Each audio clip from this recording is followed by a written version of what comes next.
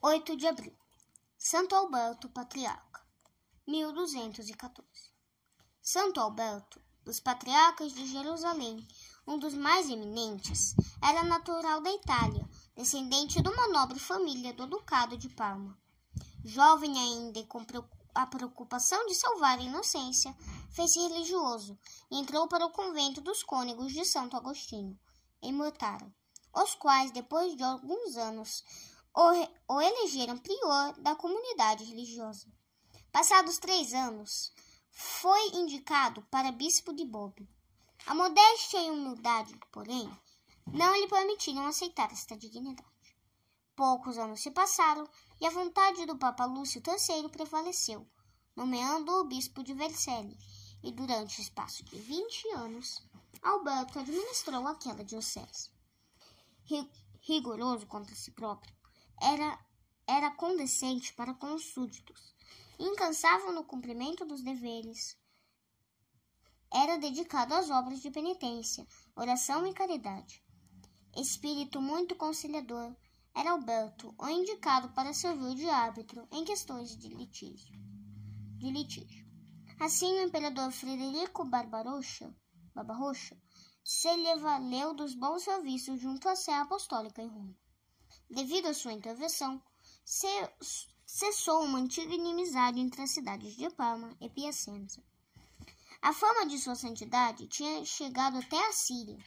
Quando vagou a Sé Patriarcal de Jerusalém, o clero daquela cidade concentrou os votos em Alberto, para o sucessor do patriarca falecido. O Papa Inocêncio III não só aprovou esta eleição, mas ainda insistiu como eleito para que aceitasse, fazendo-lhe ver que as condições em que se achava a Terra Santa requeriam um braço forte, se não preferisse o desaparecimento do cristianismo.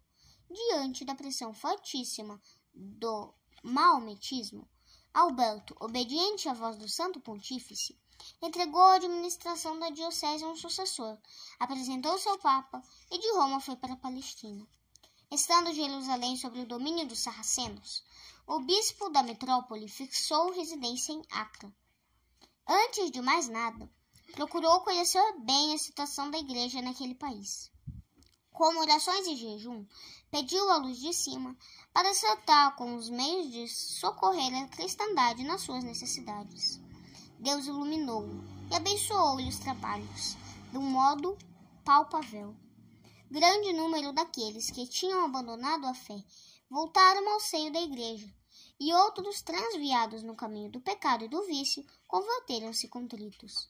A palavra, mas antes de tudo a santidade do bispo, fizeram com que gozasse do maior prestígio, não só entre os cristãos, mas ainda entre os inimigos das cruz, os sarracenos, o que muito concorreu para a situação da igreja tornar-se bem mais tolerável. Além dos trabalhos pastorais, incumbiu-se Alberto da redação de uma regra da Ordem do Carmo. Os carmelitas eram eremitas, que moravam no Monte Carmelo. Tinham por padroeiro o profeta Elias, que com os discípulos habitaram no mesmo lugar. A regra que Alberto lhes deu é um documento de sabedoria e de prudência. Desde aquele tempo, começou a ordem a tomar grande incremento. 8 anos durou o patriarcado de Alberto na Palestina. Estimado por todos, surgiu-lhe um inimigo, na pessoa de um malfeitor natural de Caluso, em Piemonte. Alberto, vendo o mau procedimento daquele homem, tinha por diversas vezes, por meios persuasivos, procurado afastá-lo da senda do crime.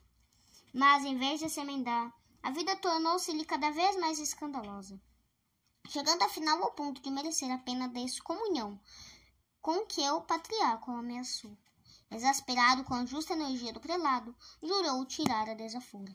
Na festa da exaltação da Santa Cruz, quando o patriarca, rodeado de muitos representantes do clero, exercia as altas funções do oficiante do culto religioso, o criminoso penetrou no recinto sagrado e apunhalou-o. Alberto morreu quase instantaneamente, prenteado pelos fiéis que o veneravam como santo. O exemplo de Santo Alberto ensina-nos como devemos santificar os primeiros momentos do dia. Com uma oração nos lábios, saudava a luz do novo dia, convencido de que nada de bom este podia trazer-lhe sem que Deus o houvesse abençoado. Ao acordares, aconselha sobre a aventura. Oferece ao Senhor as primícias de teus pensamentos e afetos. Muita coisa depende desta oferta matutina. O demônio disputa para si estes momentos preciosos, sabendo muito bem que deles e do modo de passá-los depende o dia todo. A oração da manhã é coisa que ninguém deve dispensar. Ninguém venha a dizer que lhe falta tempo para rezar. Tendo tempo para as refeições, para as conversações e para os divertimentos, não se deve dizer que para rezar tempo nenhum sobra. Quanto maior for o trabalho, quanto mais pesada a responsabilidade, tanto mais precisamos da graça divina. Fiquemos certos de uma coisa: sem a graça de Deus, nada faremos. Sem a sua bênção, o nosso trabalho nada vale. Em tudo e para tudo, precisamos da assistência divina. Antes do sol nascer, eu vos agradecerei, Senhor. Ao amanhecer, eu vos louvo.